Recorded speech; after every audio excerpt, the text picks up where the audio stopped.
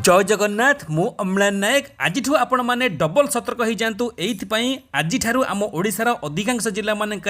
सतरे अग्नि वर्षा भाया परिस्थिति आसब आम ओडिशार अधिकांश जिला आग को अग्निपिंडल परिणत होगापी जाऊँगी कारण कौन पाणीपाग विज्ञान केन्द्र कहूँ आज आम ओडिशारे किछि किछि जिला मानक पारद आहुरी 4 डिग्री 5 डिग्री वृद्धि पाइब ताने जो जो जिला मानक 42 डिग्री 43 डिग्री पारद देता से सब जिला मानक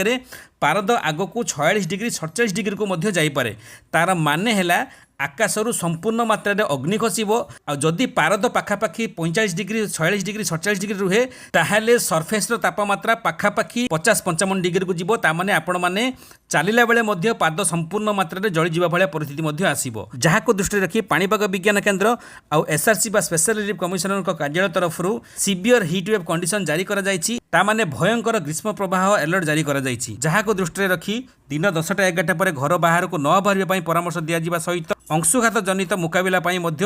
सबुजाक सरकारी और घरोई मेडिकल गुड़ी अलर्ट जारी करा जायछि आउ एहारी मध्यरे किछि किछि जिला मानकरे प्रचंड बिजुली वज्रपात सहित काल बैशाखी तांडव मध्य देखिबा पई मिली पारे तो प्रकृति आज आम जानिबा कि को जिला मानकरे केते प्रबल ग्रीष्म प्रभाव अधिक मात्रा रहिबो को जिला मानकरे आकाशरू निया खसिला भलिया परिलक्षित होबो को जिला आग को अग्निपिंडुला पालटिबा सहित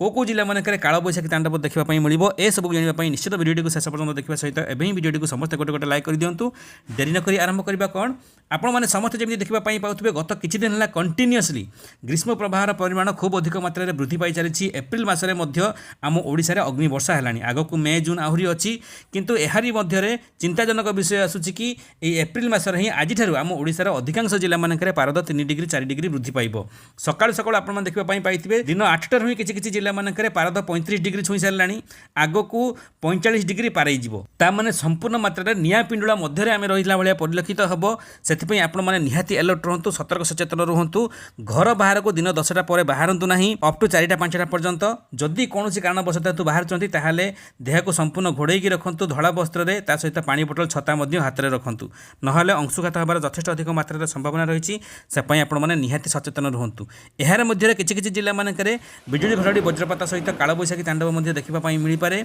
जानि की रखंतु प्रथमे को जिल्ला मानकरे सबठारु अधिक ग्रीष्म प्रकोपर परिमाण वृद्धि पाइबो जिल्ला गुड़िक है अनुगुल ढेंकानाल सुंदरगढ़ केन्दुझर मयूरभंज बौद्ध बलांगीर सोनपुर बरगढ़ देवगढ़ झारसुगुड़ा नुआपड़ा कोरापुट मालकानगिरी नवरंगपुर रायगढ़ ता सहित सुंदरगढ़ केन्दुझर मयूरभंज ए सबु जिला मानकरे आज ठारू पारद आहरी 3 ରୁ 4 डिग्री वृद्धि पाइबो 45 डिग्री 46 डिग्री पारेबा सहित बालेश्वर भद्रक जाजपुर केन्द्रापड़ा जगतसिंहपुर कटक खोर्धा पुरी नयागढ़ गजपति गंजाम अनुगुल ढेंकानाल ए सबु जिला मानकरे बिजुली घड़घड़ी वज्रपात सहित